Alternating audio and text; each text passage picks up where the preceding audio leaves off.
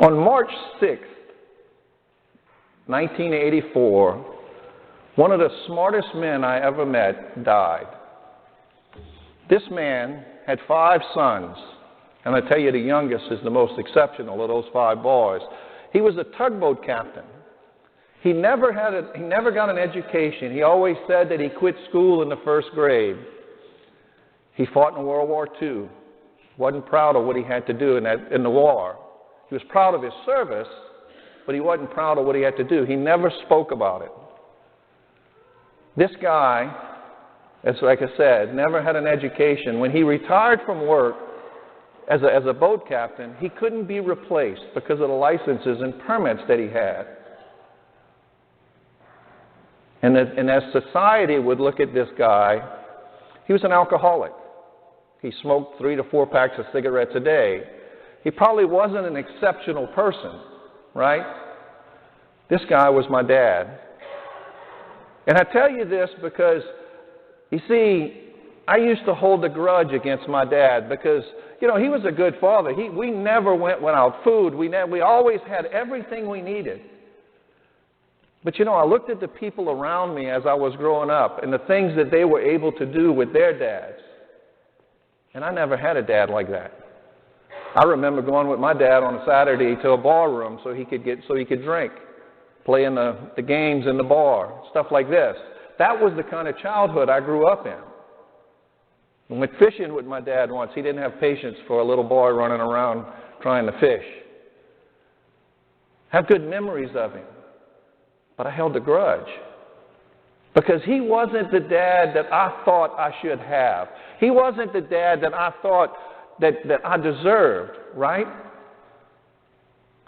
Until one day, a few years ago, in adoration, I sat in the chapel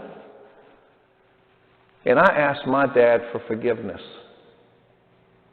Because you see, I realized as I grew up, you see, back then, I was like a friend of mine used to say, I was young and stupid.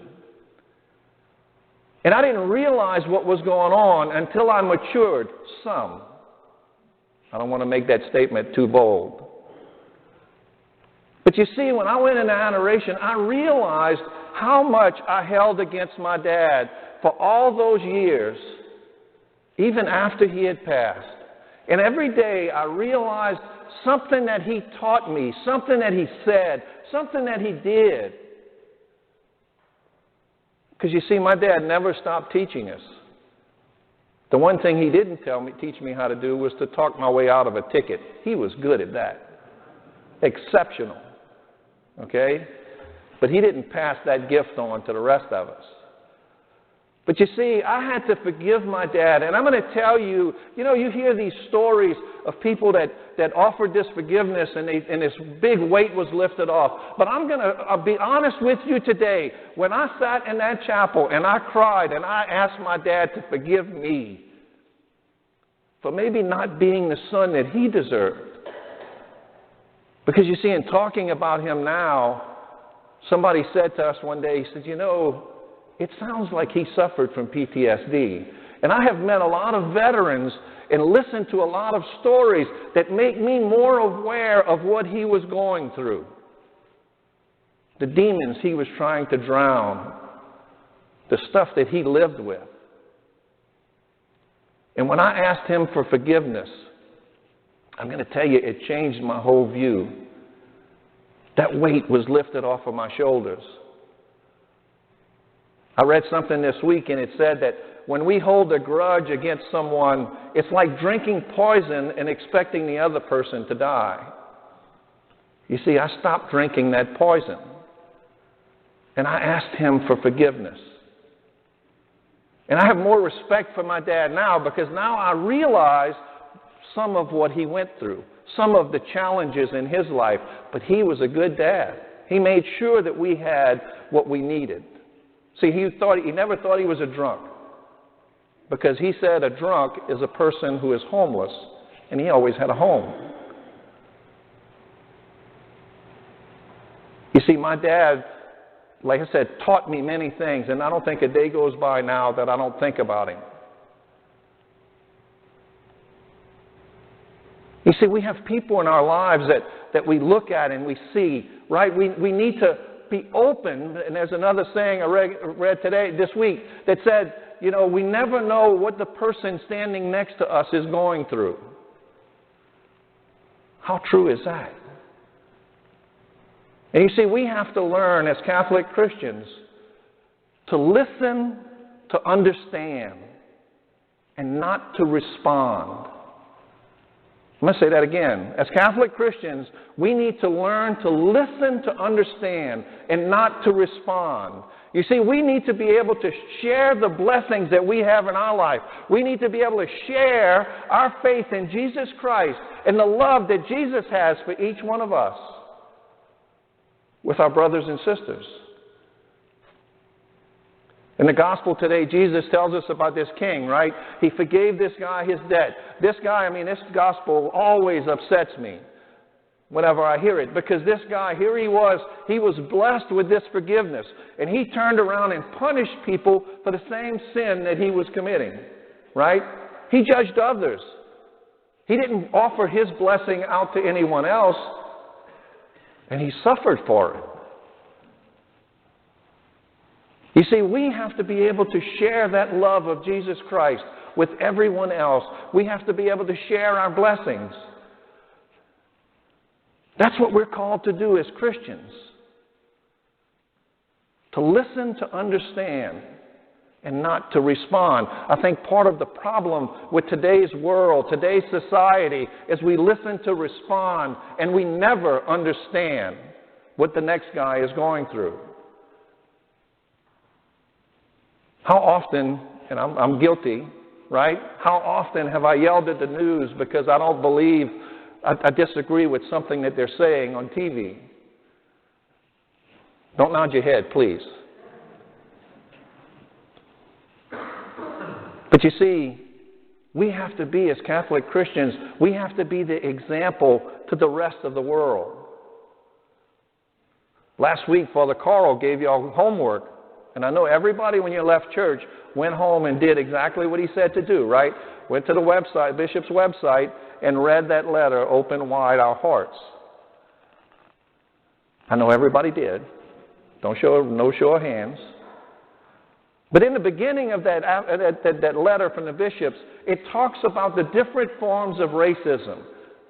And I'm going to tell you, as I sat down and read this, you know, the American Indians, the Hispanics, the African Americans, it went through all of the different ethnic groups.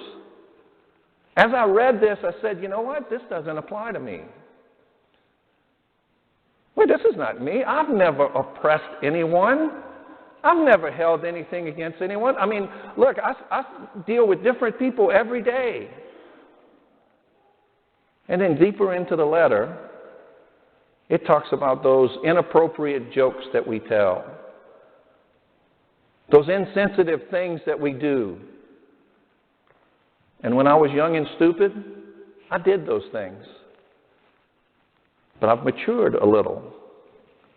And I no longer tell the jokes that I told when I was in the oil field.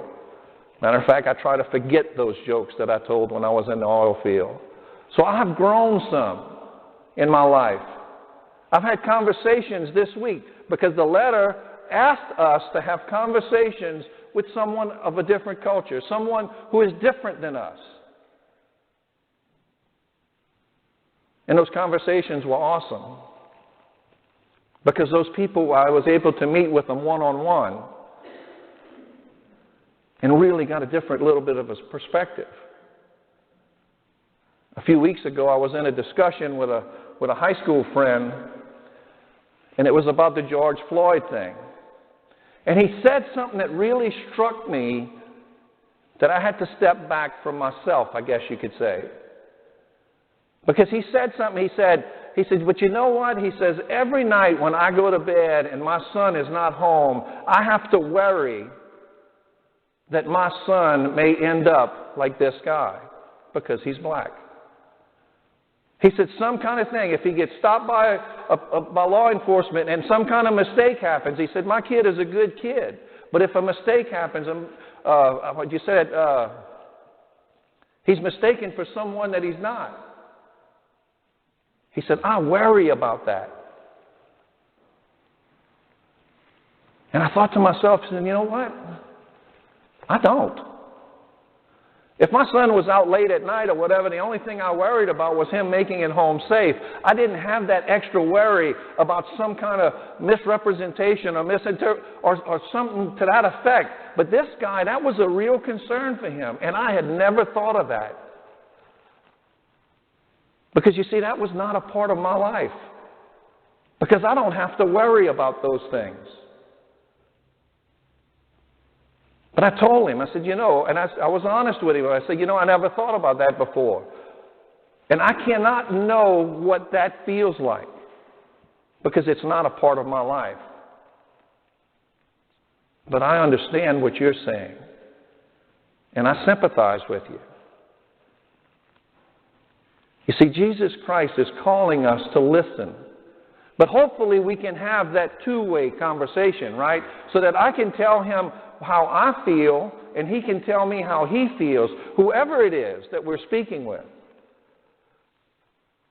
Because that conversation has to be two ways. And each of us need to be able to listen to understand so that we can respond with love.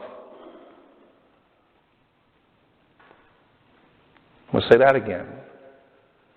Each of us needs to be able to listen to understand so that we can respond with love. Because you see, we are blessed with love. Jesus Christ has blessed us so much. He gave us this life. He gave us everything that we have. And He's asking us to bless others. See, I would venture to say that most of us can't relate to the first part of that bishop's letter, apostolic letter, whatever. But in some parts of our lives, we had some prejudice. Some parts of our life,